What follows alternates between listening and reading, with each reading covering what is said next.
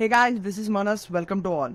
So ఈ వీడియోలో ఏం డిస్కస్ చేస్తామంటే, మీకు అడ్మిషన్స్ వస్తాయి కదా మీరు అప్లై చేసిన యూనివర్సిటీస్ నుంచి.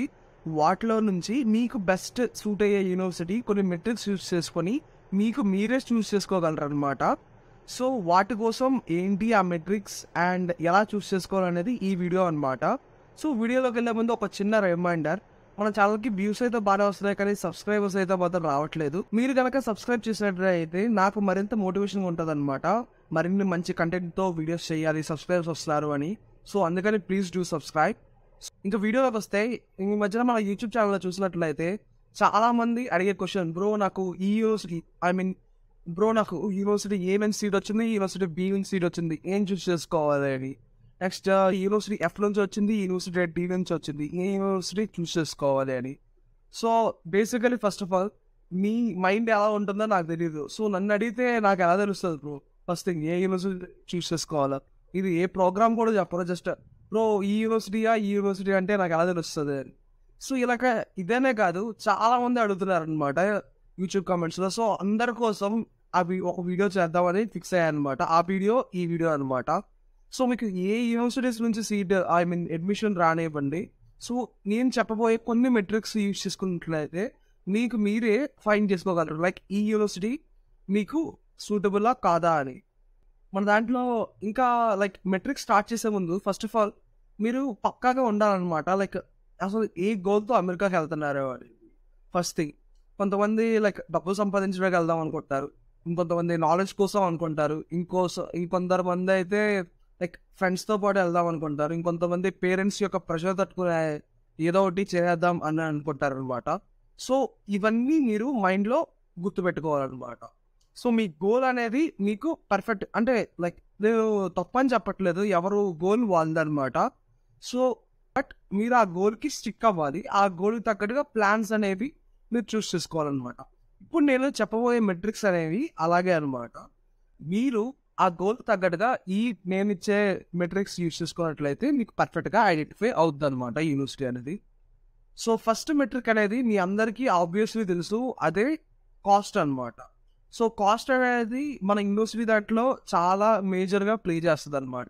మీ గోల్ ఏదైనా అవ్వండి, లైక్ మీరు అమెరికాకి వెళ్ళాలి, ఏదైనా యూనివర్సిటీ చదవాలంటే బేసిక్ టు బేసిక్ 30 lakhs అవుతుంది. సో నన్ను అడిగితే 30 lakhs ఖర్చు పెట్టి ఏ తుప్పాస్ యూనివర్సిటీకి వెళ్ళాకంట అదే 30 lakhs ఖర్చు పెట్టి కొంచెం డీసెంట్, మరి అది తోపు అలాంటివి ఏం అవసరం లేదు, కొంచెం డీసెంట్ యూనివర్సిటీకి వెళ్ళండి అనమాట. 30 lakhs ఖర్చు పెడుతున్నారు కాబట్టి మినిమం. సో కాస్ట్ అనేది మీకు ఫ్యాక్టర్ అయినట్లయితే మీ గోల్కి, సో ఏం చూస్ చేసుకుంటారా అంటే బేసిక్ 30 అవుద్ది కాబట్టి మ్యాక్సిమం 40, అంతకంటే ఇంకెక్కువ వెళ్ళకండి అనమాట. సో కాస్ట్ అనేది మీకు ఫ్యాక్టర్ అయితే, లేదు బ్రో మాకు మంచి కాలేజ్లో సీట్ వచ్చింది, నాకు మంచిగా అనిపిస్తుంది కాలేజ్ ఇవన్నీ అని అనిపిస్తే కాస్ట్ తీసుకోండి.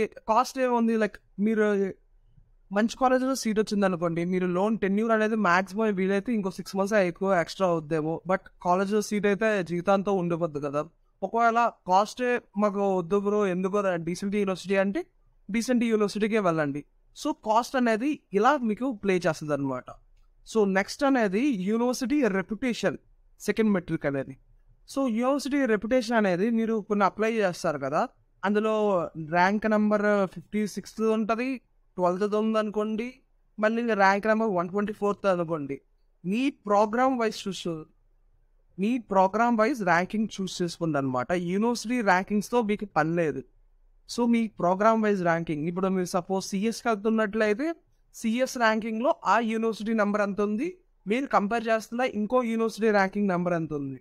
ఆ ర్యాంకింగ్లు కూడా కొన్ని ఎలా ఉంటాయి, ఫర్ ఎగ్జాంపుల్ చెప్తా. ఇప్పుడు for suppose San Joseph state university తీసుకోండి, దాని ర్యాంకింగ్ నెంబర్ ఎంత ఉంటుంది అంటే 1600, 1400 ఆ రేంజ్లో ఉంటుంది. బట్ అలాగనే అది తుప్పాస్ యూనివర్సిటీయా? కాదు, అందులో రీసెర్చ్ ఉండదు అనమాట. సో రీసెర్చ్ లేకపోవడం వల్ల దాని ర్యాంకింగ్ అంత ఉంటుంది, బట్ దాని కరికులం అనేది రియల్ వరల్డ్కి చాలా దగ్గరగా ఉంటుంది.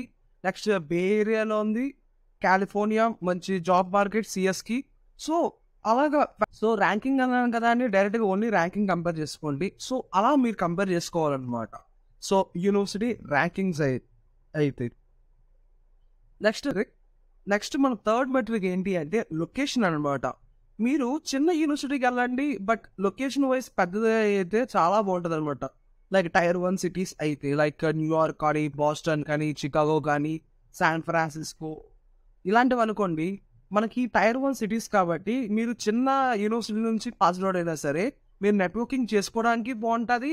నెక్స్ట్ ఈజీగా మీకు రీలొకేషన్ ఛార్జెస్ అనేవి మీరు ఏదైనా జాబ్కి వెళ్తే రీలొకేషన్ ఛార్జెస్ అని దానికి సైనింగ్ బోనస్తో పాటు ఎక్స్ట్రా మీకు కంపెనీ పే చేస్తుంది అనమాట.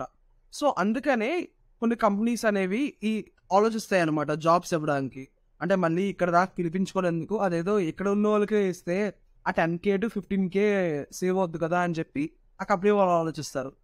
అందుకనే మీరు టైర్ 1 సిటీస్లో ఉన్నట్లయితే మీ కంపెనీస్ నుంచి జాబ్స్ రావడానికి ఇంకా ప్రాబిలిటీ పెరుగుద్ది కదా. సో అందుకని లొకేషన్ అనేది చాలా మ్యాటర్ ఆఫ్ ద ఫ్యాక్ట్ అనమాట. నెక్స్ట్ లాస్ట్ మెట్రిక్ ఏంటి అంటే పబ్లిక్ యూనివర్సిటీయా ప్రైవేట్ యూనివర్సిటీయా అనమాట. సో ఎందుకు బ్రో పబ్లిక్ యూనివర్సిటీ అయితే ఏమైంది, ప్రైవేట్ యూనివర్సిటీ అయితే ఏమైంది అనే మీకు చిన్న సందేహం అయితే ఉంటుంది. సో పబ్లిక్ యూనివర్సిటీలో అయితే ఏంటంటే మనకి యూనివర్సిటీస్ పెద్దగా ఉంటాయి. సో ఆన్ క్యాంపస్ జాబ్స్ ఈజీగా ఫైండ్ అవుతాయి. అలాగే ప్రైవేట్ యూనివర్సిటీ ఏం బొడ్డ ఉంటాయా అంటే కాదు, పెద్దగానే ఉంటాయి అవి కూడా. బట్ మన కాస్ట్ ఫ్యాక్టర్ అనేది చాలా ఎక్కువ ఉంటుంది. మీరే కంపేర్ చేసుకోండి, ఏదైనా యూనివర్సిటీ తీసుకోండి, పబ్లిక్ తోటి ప్రైవేట్ తోటి. సో పబ్లిక్ దగ్గర మీకు ఫీజెస్ కంపారేటివ్లీ లో ఉంటాయన్నమాట ప్రైవేట్తో కంపేర్ చేస్తే. సో అదే ఒక రీజన్. నెక్స్ట్ ప్రైవేట్ యూనివర్సిటీస్ కంటే పబ్లిక్ యూనివర్సిటీస్ నుంచి మీరు పాస్డ్ అవుట్ అయితే కొంచెం మీ రెజ్యూమేకి వెయిటేజ్ ఉంటుంది అనమాట. అది second factor. Next third factor ఏంటి అంటే పబ్లిక్ యూనివర్సిటీస్లో మీరు జాయిన్ అవ్వడం వల్ల మీకు అసిస్టెంట్షిప్స్ కానీ రీసెర్చ్ ఓరియంటెడ్ మీకు ఏమైనా లైక్ ఇంకా పిహెచ్డి ఏమైనా కంటిన్యూ చేయాలి అంటే ఈజీ అవుతుంది అనమాట నెక్స్ట్ ఎక్స్టెండ్ చేయడానికి ఎడ్యుకేషన్. సో అంతే గైస్, ఈ మెట్రిక్స్ అనేవి మీరు మనసులో పెట్టుకొని ఒక యూనివర్సిటీని ఇంకో యూనివర్సిటీని కంపేర్ చేయండి. అప్పటికి మీకు ఏమైనా డౌట్ అనిపిస్తే ఇంకా చెప్పండి ఏ డౌట్స్ ఉన్నాయో ఇంకా క్లారిటీగా. నెక్స్ట్ దీని సెకండ్ పార్ట్ అనేది తయారు చేయడానికి నేను ట్రై చేస్తాను అనమాట మ్యాక్సిమం. సో ఇది guys video. Thank you all.